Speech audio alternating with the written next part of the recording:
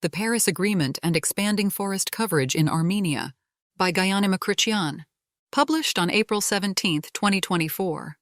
Armenia has pledged to expand its forest coverage as part of its climate change mitigation efforts. This echoes environmentalists' concerns that forests are the most endangered ecosystem in the country, with desertification posing a significant threat. Armenia ratified the Paris Agreement under the United Nations Framework Convention on Climate Change in 2017. It has committed to increasing its forested area by 50,000 hectares by 2030 in the midterm, and to achieve a forest cover of 20.1% by 2050. The latter goal requires afforesting an additional 265,000 hectares, which would bring the country's total forested area to 600,000 hectares. In the 1980s, forests accounted for 13.9% of Armenia's land cover. The most recent forest inventory, conducted in 1993, found that forests cover around 460,000 hectares, with roughly 335,000 hectares being forested areas. This accounts for 11.2% of the country's total territory. However, environmentalists and experts have disputed this figure, citing a decline in Armenia's forest cover over the past 30 years due to various factors. Nazeli Vardanyan, an environmentalist, lawyer, and president of the Armenian Forests Environmental NGO, says that according to the National Aeronautics and Space Administration, NASA, 2001 data, Armenian forests cover 246,099 hectares, which is 78% of the country. A 2008 report by the United Nations Food and Agriculture Organization, however, indicates a forest coverage of 6.8%. The exact surface of forested areas is unknown, says Vardanyan, emphasizing that an immediate forest inventory is essential for any programs or actions in the field to be successful. It's like not knowing what you have in the warehouse, but you tell the guard to protect it. But what are they guarding? What's been stolen? What remains? How can you determine all this? You need to know what they are protecting. Without a management plan, it's impossible to determine how many areas you have, where to plant, what to thin out, or where to perform sanitation cutting. The Hyantar SNOC, a forestry management structure, oversees 54,454 hectares of Armenia's forested areas. Gayane Mkrtchyan, the director of Hyantar, states that the 10-year plans for all 17 forestry enterprises under the structure ended in 2017, with new plans only delegated in 2023. Mkrtchyan describes these plans as a framework for managing operations in the forests, determining methods of felling, use, planting, and restoration for the next 10 years. Appointed as director in 2022, Mkrtchyan is uncertain as to why the forest inventory has not been updated in 3 decades.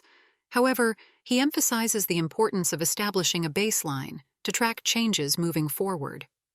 Experts report that, besides forest management issues, forest quality has deteriorated due to changes in tree species composition. High-quality beech and oak forests have been replaced by invasive or pioneer species which have high reproductive rates. They outcompete native tree species, leading to a decline in biodiversity and overall forest health. In certain areas, the forests have become woodlands. Mkrtchyan identifies illicit logging as a primary cause of forest thinning and loss. Logging rates peaked in 2017, with 30,720 trees cut down. This was followed by 7,228 incidents in 2019, 12,000 in 2021, and 13,600 projected for 2023. Mkrtchyan notes that efforts to combat logging have been underway since 2018. Additionally, a new law on the Eco-Patrol Service has been adopted, mandating around-the-clock protection of special natural areas.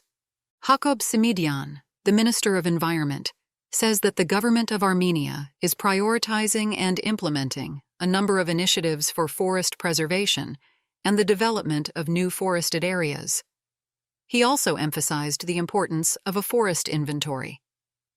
In 2024 and beyond, we will increase the proportion of additional forested areas established through state funds, Simidyan explains. However, the rate won't be sufficient with only state funding. We aim to quadruple, not double the pace. That is why we are now collaborating with foreign partners and local NGOs. We hope to involve the private sector in the creation of forested areas as well. The director of Hayantar collaborates with other NGOs to carry out tree planting, forest restoration, and reforestation projects, all aimed at improving the country's forest cover. Starting in 2024, they will implement a 1,000-hectare afforestation project, in addition to the 130 hectares that have been underway since 2019. Still, Hayantar alone cannot provide sufficient forest cover.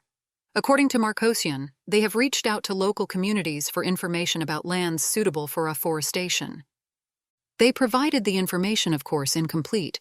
We had left it to the discretion of the communities. We studied them twice and found that most of them are not suitable for afforestation without irrigation.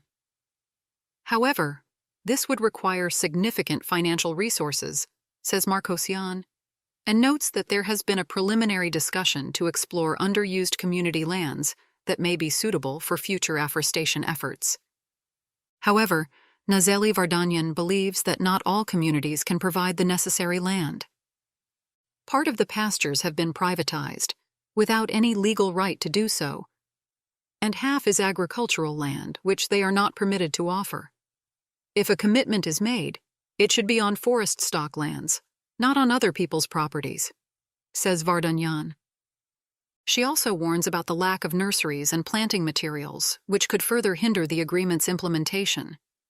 They have to import saplings, which is expensive, and it is difficult to acclimatize these plants to our environment, explains Vardanyan.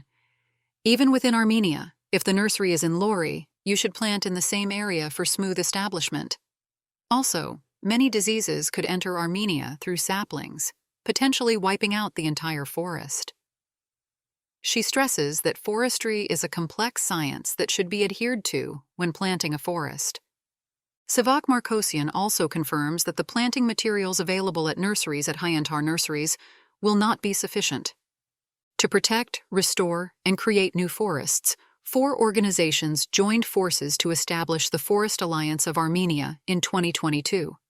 These organizations include the Armenia Tree Project, ATP, My Forest Armenia Environmental NGO, Shen Charitable NGO, and the Fund for the Preservation of Wildlife and Cultural Values.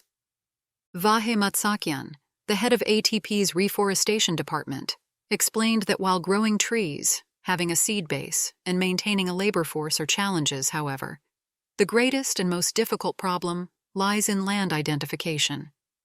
Today, the country's land balance is fragmented, but the land balance of Hayantar is clear with defined boundaries. However, we need an additional 265,000 hectares to fulfill the commitment. Hayantar alone cannot solve the problem, says Mkrtchyan.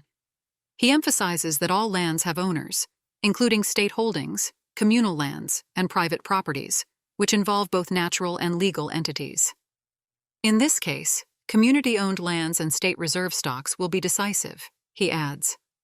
Mkrtchyan notes that although the state has reserve stocks of property, their importance lies more in agriculture than in forestry.